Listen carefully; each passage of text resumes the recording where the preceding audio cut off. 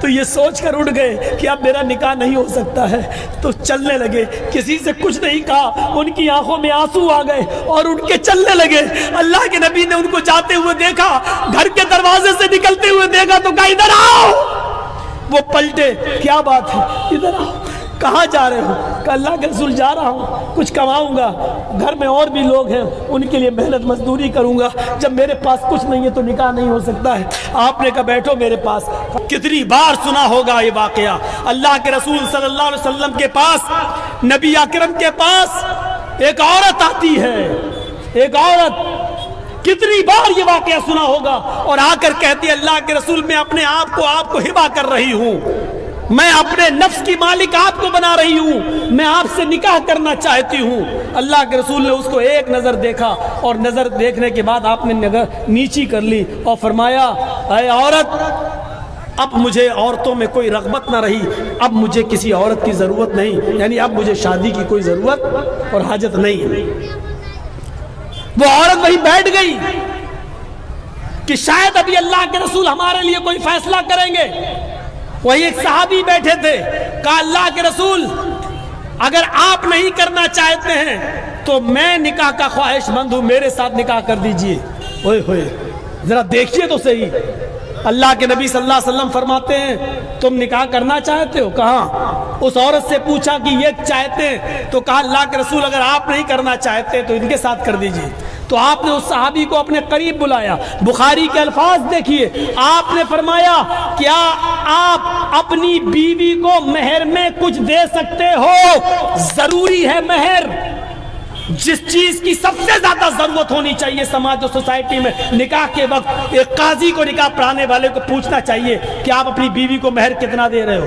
پھر عورت کے پاس خبر جانا چاہیے، اس لڑکی کے پاس، کہ تمہارا ہونے والا شوہر اتنے روپے مہر دینا چاہتا ہے، کیا تم اتنے روپے مہر یا یہ مہر میں یہ لینا چاہتی ہو، کیا اتنے میں تم قبول کر سکتی ہو؟ لڑکی اور لڑکے دونوں کی رضامندی پر، اور جتنا پر طے ہو جائے وہی شرعی مہر ہے۔ لڑکی لڑکے کی حیثیت سے زیادہ نہیں مانگ سکتی ہے، اور لڑکا بھی اپنی حیثیت سے بہت کم کرنا چاہے تو وہ بھی اس کے لیے صحیح نہیں، اپنی حیثیت کے مطابق دے۔ ارے ولیمے میں جب 5 لاکھ خرچ کر سکتے ہو تو اپنی بیوی کو 50,000 کا مہر کیوں نہیں دے سکتے ہو بھائی؟ موٹر سائیکل مانگنے میں تمہیں شرم نہیں آتی، حیا نہیں آتی، اور مہر دینے میں تمہیں اتنا مہر؟ شریعت میں کا مہر رکھو 66 روپے 40 پیسے،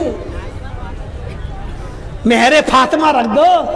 یہاں مہر فاطمہ یاد آ جاتا ہے، جہیز لیتے وقت جہیز فاطمہ یاد نہیں آتا ہے۔ مہر کا معاملہ ہو تو مہر فاطمہ یاد آتا ہے، اور جہیز لینے کا معاملہ ہو تو وہاں پر مہر جہیز فاطمہ پھر یاد نہیں آتا ہے۔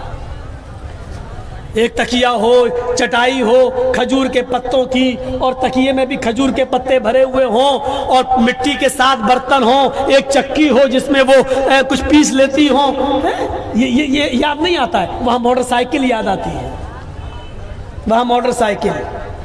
اب کتنا برا تو بول چکا ہوں، اس کے باوجود بھی تو شرم نہیں آتی ہے، اتنی بے شرمی ہے۔ ارے ہم انٹرنیشنل بھکاری تک بول چکے ہیں، موٹر سائیکل مانگنے والے کو انٹرنیشنل بھکاری کا خطاب بھی ہم دے چکے ہیں۔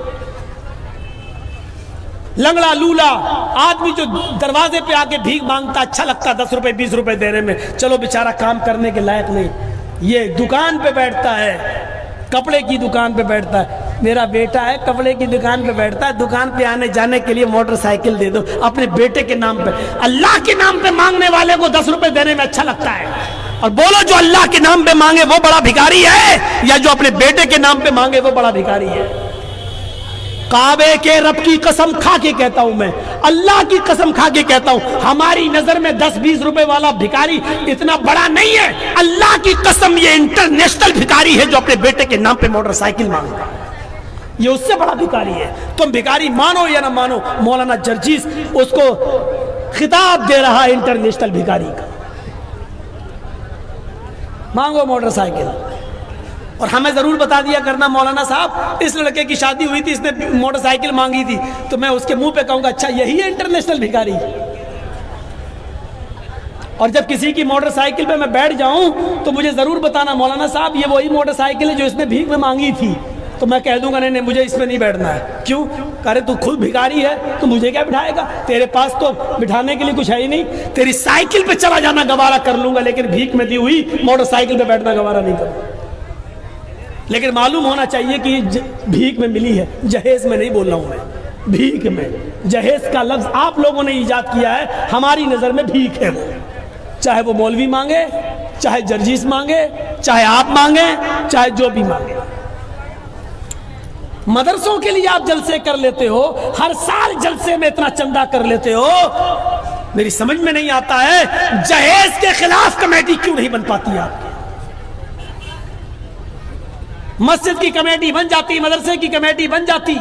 ابھی کوئی لڑکا کوئی لڑکی لے کے بھاگ جائے, پنچایت بیٹھ جائے گی, کیا سزا ہونی چاہیے, گاؤں کے سرپنچ بیٹھ جائیں گے, کیا سزا ہونی چاہیے, فلاں اچھا لڑکی کو لے کے بھاگا, اب وہ لڑکی کا باپ کہہ رہا میری لڑکی کہیں منہ دکھانے کے لائق نہیں, پنچایت فیصلہ کر رہی ہے, 2 آدمی 5 آدمی ادھر سے بیٹھ گئے, 5 آدمی ادھر, اب پنچایت فیصلہ کر رہی ہے, کیا کر رہی ہے, 4-5 لاکھ روپے دے دو. یا دوسرا فیصلہ کیا کر رہی ہے, چل اب اپنے لڑکے کی شادی اسی لڑکی سے کر. آئے پنچایت میں یہ فیصلے کرنے والوں, تمہارے یہاں جب لڑکا لڑکی لے کے بھاگ جاتا ہے اس کی پنچایت بیٹھ جاتی ہے, تمہارے سماج اور سوسائٹی میں ایک نوجوان لڑکا شراب پی کر راستے میں پڑا رہتا ہے, ماں بہن کی گالیاں بکتا ہے, پنچایت کہاں چلی جاتی ہے؟ اس شرابی کے بارے میں کوئی پنچایت کیوں نہیں بیٹھتی ہے؟ اس شرابی کا سوشل بائیکاٹ کیوں نہیں کیا جاتا ہے؟ وہ شرابی تمہارے معاشرے اور سماج میں کیوں رہتا ہے, کیوں پنپ رہا ہے؟ جو چیز تمہیں پسند آتی ہے تم اس کی پنچایت بٹھا لیتے ہو, اور جو چیز میں تمہاری اولاد خود ملوث ہے اس کی پنچایت نہیں. یعنی جو تمہارے پسند من میں آئے اس کی پنچایت کرو گے, اور جو تمہاری مرضی میں آئے اس کی پنچایت نہیں کرو گے. یہ شریعت ہے, کوئی کرانہ مرچینٹ کی دکان نہیں, پرچونی کی دکان نہیں, جو پسند آئے وہ لے لو اور جو پسند نہ آئے اس کو چھوڑ دو. شریعت ہے, اگر لڑکا لڑکی لے کے بھاگتا ہے اس کی پنچایتیں جڑتی ہیں, تو شرابی لڑکوں کا سوشل بائیکاٹ ہونا چاہیے, نہ کوئی اس کو لڑکی دے نہ اس کی لڑکی لے.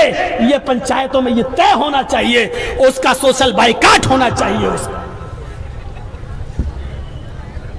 ہمارے سماج میں معاشرے میں لوگ نماز نہیں پڑھتے اور اذان ہو رہی ہے, اور بے نمازی ہماری آنکھوں کے سامنے ٹہلتے. پنچایت اور گاؤں کے سرپنچ کہاں چلے جاتے ہیں, ان کے خلاف میٹنگیں کیوں نہیں ہوتی ہیں؟ جبکہ بے نمازی کے بارے میں شریعت کہتی ہے کہ بے نمازی اگر شادی شدہ ہے, اگر وہ نماز شادی سے پہلے پڑھتا تھا اور شادی کے بعد اگر اس نے نماز پڑھنا چھوڑ دیا تو اس کی بیوی اس پر حرام ہو جاتی ہے. شریعت کہتی ہے کہ یہ نکاح باطل ہو جاتا ہے. وہ طلاق دے یا نہ دے, عورت کسی نمازی عورت کے آدمی کے ساتھ نکاح کر سکتی ہے. جہاں شریعت یہ حکم دیتی ہے اس کے لیے کوئی پنچایتیں آپ نہیں بٹھاتے ہو. لڑکا لڑکی لے کے بھاگ جائے تو پنچایتیں بیٹھ رہی ہیں, شرابیوں کے خلاف کوئی پنچایت نہیں بیٹھ رہی ہے. کہاں چلا گیا ہمارا سماج, کہاں چلی گئی ہماری سوسائٹی؟ اپنے عقل کے ناخن لو اور سوچو.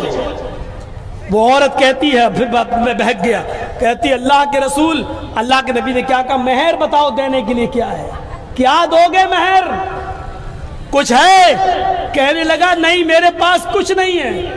اللہ کے نبی نے کہا ایک بار اپنے گھر چلے جاؤ اور دیکھ کر آؤ.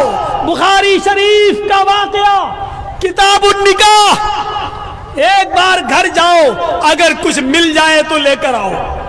وہ گیا اور واپس آیا, کہتا اللہ کے رسول میں گھر گیا, گھر میں لوگوں سے پوچھا, اپنے گھر والوں سے پوچھا, گھر میں کچھ نہیں ہے, ایسی چیز ہمیں نہیں ملی کہ میں اس کو مہر دے سکوں. مہر دینے کے لیے بھی نہیں ہے, گھر میں کچھ ہے نہیں, اور شادی کا سپنا ہم تصور کریں ہمارے یہاں ہو جائے گی. اللہ کے نبی نے کہا اچھا ٹھیک ہے کوئی بات نہیں, ایک کام کرو ایک بار اور گھر چلے جاؤ. پھر کہا اگر لوہے کی انگوٹھی مل جائے تو وہی لے کے آؤ, جاؤ اسی کو مہر بنا دیں گے. ارے کچھ تو دو اپنی ہونے والی بیوی کو. وہ گیا, پھر واپس آیا اور کہتا اللہ کے رسول لوہے کی انگوٹھی بھی نہیں ملی. کہا کچھ بھی نہیں ہے, کہا اللہ کے رسول صرف اس لنگی کے جو میں پہنے ہوئے ہوں اس کے علاوہ میرے پاس کچھ نہیں ہے. رات میں کبھی کبھی جب سردی لگتی ہے تو میرے پاس ایکسٹرا چادر بھی نہیں ہے, اسی لنگی کو کھولتا ہوں اور اپنے اوپر ڈال لیتا ہوں, یہ چادر کا بھی کام کرتی ہے.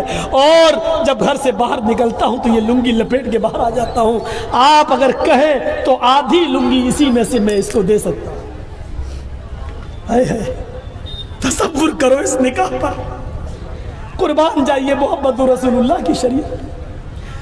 کیسے راستے نکال رہے ہیں. سماج میں بیٹھنے والے پنچایتیوں, تم راستے نہیں نکال پاتے ہو.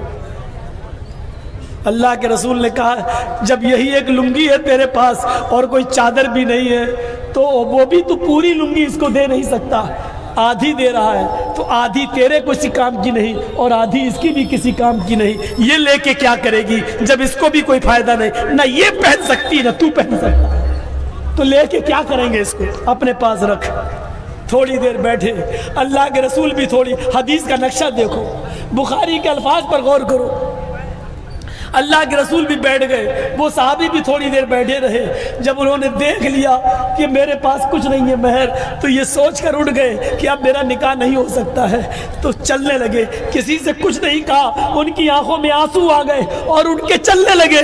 اللہ کے نبی نے ان کو جاتے ہوئے دیکھا, گھر کے دروازے سے نکلتے ہوئے دیکھا تو کہا ادھر آؤ. وہ پلٹے, کیا بات ہے, ادھر آؤ. کہاں جا رہے ہو؟ کہ اللہ کے رسول جا رہا ہوں, کچھ کماؤں گا, گھر میں اور بھی لوگ ہیں ان کے لیے محنت مزدوری کروں گا. جب میرے پاس کچھ نہیں ہے تو نکاح نہیں ہو سکتا ہے.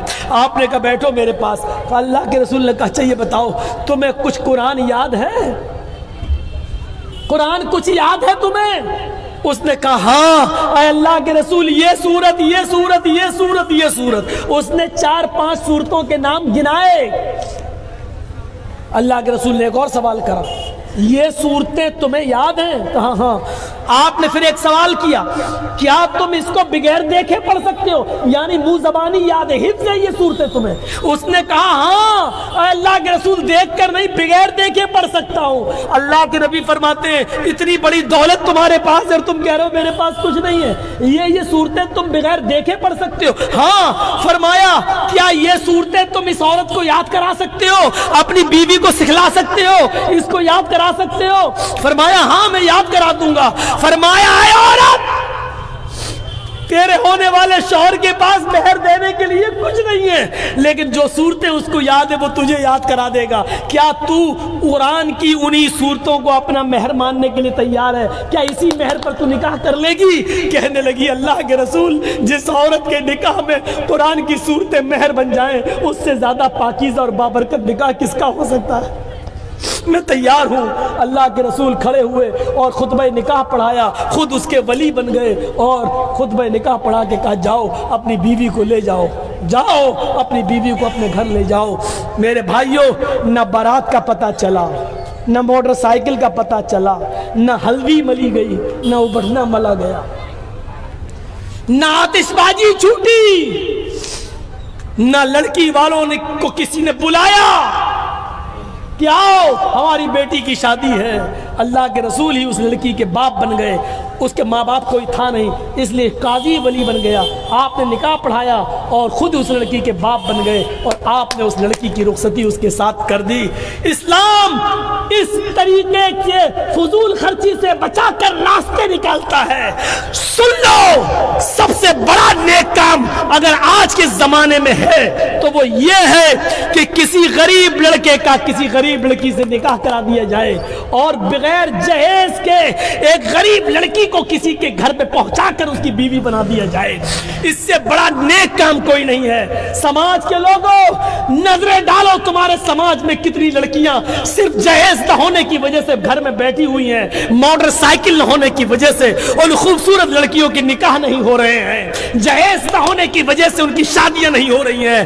سماج والوں جس طرح مدرسے چلانے کے لیے اٹھے ہو, مسجدیں بنوانے کے لیے اٹھے ہو, اسی طریقے سے لڑکیوں کا گھر بسانے کے لیے اٹھ جاؤ اور ان کا نکاح کرا کے ایک بہت بڑی ذمہ داری سے آزادی حاصل کرو, ورنہ قیامت کے دن تم اپنے آپ کو کبھی معاف نہیں کرا سکتے. یہ تھا نکاح اور یہ تھی شادیاں.